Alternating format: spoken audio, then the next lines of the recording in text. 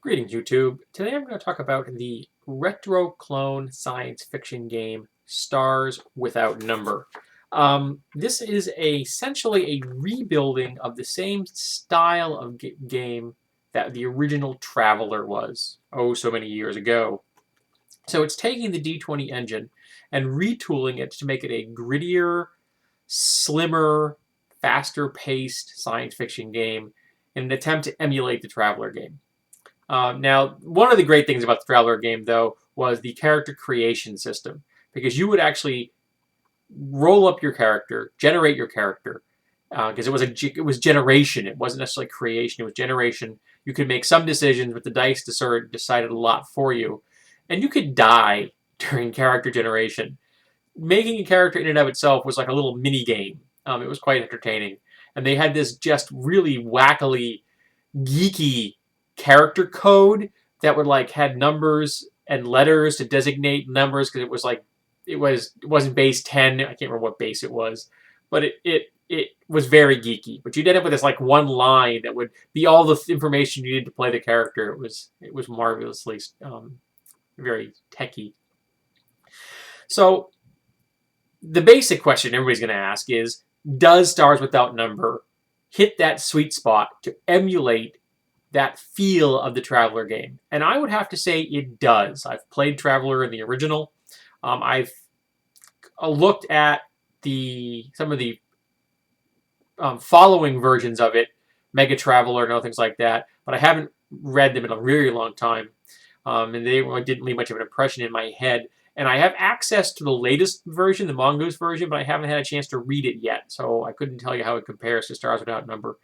But Stars Without Number is 210 pages, and it's free, which is nice. So you can pick it up without problem and give it a try for yourself. So how does it pull it off? Well, it's generation again. You're rolling for your stats. Unless you have very high stats, you're not going to get many bonuses. This is the old school feel where lots of statistics that are in what would consider the bonus range of D20 don't get bonuses, really. You get a +1, but you're not going to get a +2 unless you hit 18. But it's got the 6 stats, strength, constitution, the whole 9 yards, just as the D20 system does. You've got 3 classes: expert, psychic, and warrior.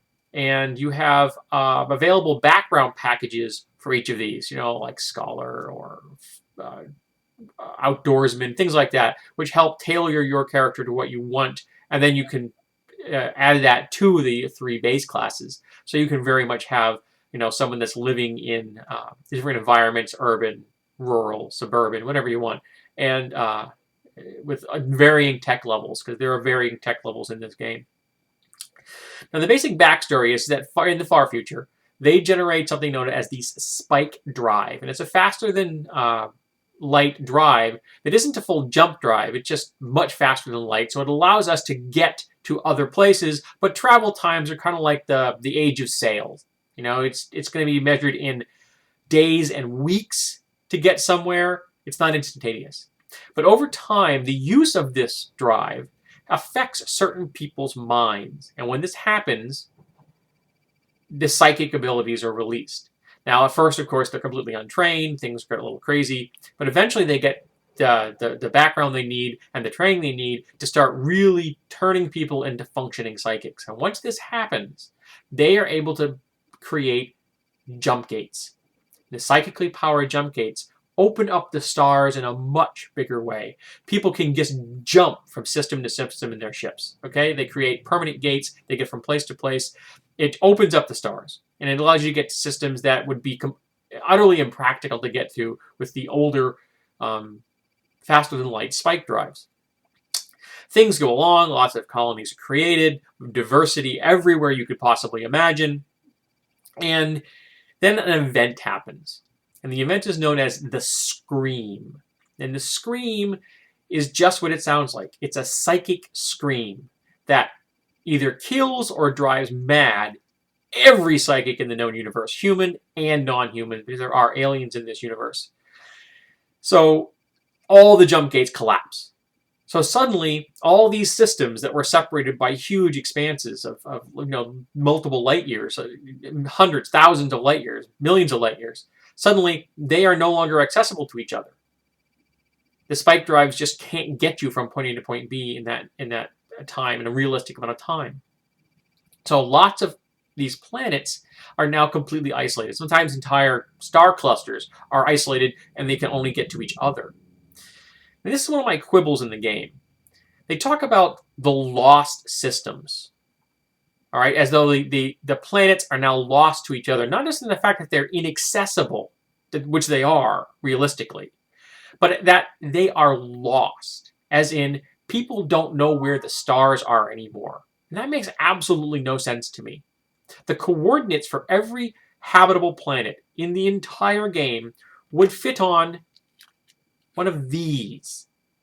It's just 3 coordinates, people.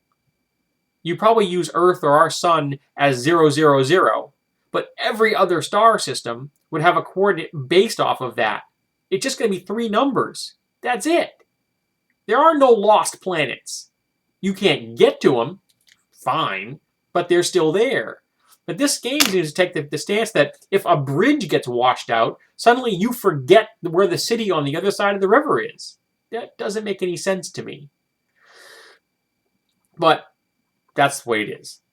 Now, the system is, again, it's kind of retro clone. It uses descending armor class. And one of the reasons they use this, well, first of all, it's a retro clone. For some people love that descending armor class. Lower is better because it feels like the old school. I just think it's dumb, but that's me. But they've done something interesting with that. When you rolled a hit in this, you roll your die 20, you add in whatever appropriate bonuses you have for combat, or your statistics for like dexterity if you're using a firearm, or strength if you're hitting someone with an axe, things like that. Then you add in your opponent's armor class. So if they have a crappy armor class, that number is going to be large, so you're going to get a large bonus on your roll. If they have a really good armor class, say 0, you're going to get no bonus. And if it's an incredibly good armor class, it's in the negatives, you're going to get a penalty on your roll. But if you hit a 20, accumulated 20, it hits. Automatic. A natural 20 is an automatic hit. A natural 1 is an automatic miss. So it's an interesting mechanic and a nice way of using that descending armor class. Even if I don't like the descending armor class, at least they did something relatively clever with it. I appreciate that. Now, one of the things in this that really stands out for me, and there's 2 of them, is the Psyonix. Now, they use the 3.5 Psyonix system, but transplanting the science system as it is to a retro-clone science fiction game just really won't work. There's so many powers, it just would have the wrong feel. So they want to strip that down. They want to make it so that it feels like a science fiction setting where in most science fiction settings, people don't have huge numbers of psychic abilities. They tend to focus in one thing, and there's a slight branching off of that one thing, but usually things build on each other. So how do they do that? There are 6 psychic disciplines. Biopsionics, healing, things like that. Metapsionics, essentially interfering with other psionic abilities. Precognition, that's pretty self-explanatory. Telekinesis, telepathy, and teleportation. Now, each only has 9 powers. That's it. First level power through 9th level power, which you don't reach until you're like, 17, 18, 19 levels, something like that. And you have power points, just as the base 3.5 Psyonix system does. Fewer than that. Now, you don't get a huge number of them. And you use them to fuel your abilities. And you can use your abilities as often as you want, as long as you have the points. Now, here's the cool thing. Once you get to a level where you have a higher level power, if you choose, you can spend points on a lower level power permanently. So say you get to 5th level, you want to spend 1 point on that first level power you had when you were a first level character. You burn that point away forever. It's gone. But that first level power is now an at-will ability. That is awesome sauce. That really feels like a science fiction psionic character. They nailed this. Now, the healing one, that's kind of okay. The precog, the meta Psyonix, the telepathy, they all pretty standard. The teleportation is really useful in the real world, but the maximum range you can get on that is planetary distances or orbital and surface, which is huge. If you could do that in the real world, you could make a mint off of that. But I'm kind of used to ninth level powers from the 3.5 setting being much more grand. But this is a more focused, lower powered game, so it makes sense that it's only on a planetary level. But I think the teleportation rule, that particular discipline, just feels kind of bland to me. But the telekinesis is great. You can pick things up, of course. But at like the third level power, you get the ability to, as fourth level, Pelematic Ram, you essentially become a field artillery piece. You just focus your mind and you blow doors off of things. You punch holes through armored vehicles. You knock down guys in mecha suits. You are a walking, talking howitzer. And when you get high enough level, that's an at-will ability. You are going to make some people really unhappy. Now, when you get to 9th level, you get to have a second discipline. So if you started out as a healer, at 9th level, you could pick up something else. If you started out as a telekinetic warrior type character, at 9th level, you might want to pick up some healing just to keep your party alive. Now, because it's at will, you'd be thinking, hey, healing at will, that's going to really make things easy for these characters. Haha, they thought of this. Being healed psionically puts strain on your system, and you have a strain score. It's derived from your constitution. So you can only be psionically healed so many times until you max out your strain score. And your strain score only goes down at 1 point per day. So that psionic healing will keep you going for 2, maybe 3 fights without a problem.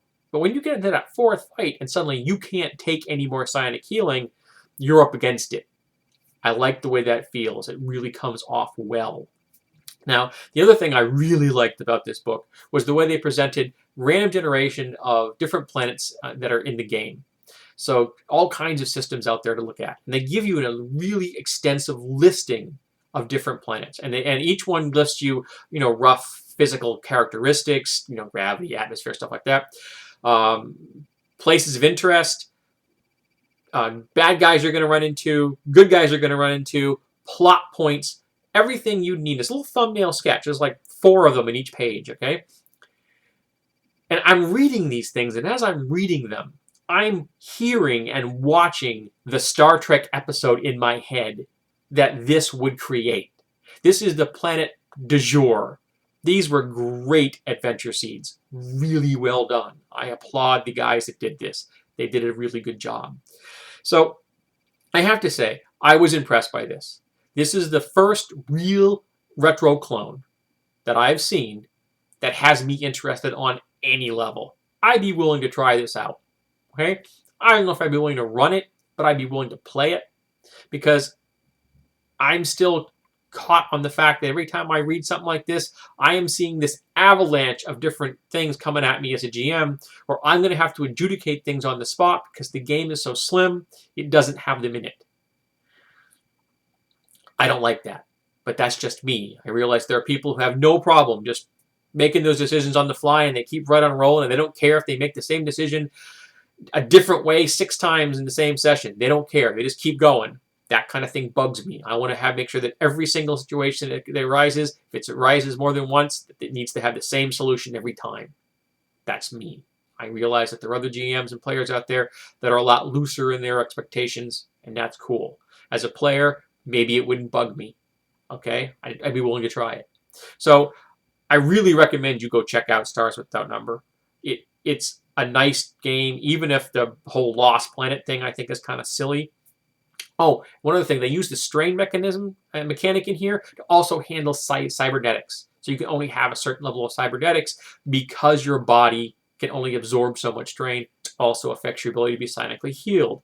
So there's a nice balancing system in there. As you become more and more machine, you become less and less human. I like the way they handle that as well. So 2 thumbs up on this. I think it's a nice design. I hear that there is a campaign setting available now. I don't remember what it's called. I will probably go look it up shortly. because I'd be interested in looking and take a look at it. So if you haven't checked this out, go find a copy of Stars Without Number. If I remember, I'll put a link in the doobly-doo in the down bar, and give it a read. It's worth your time.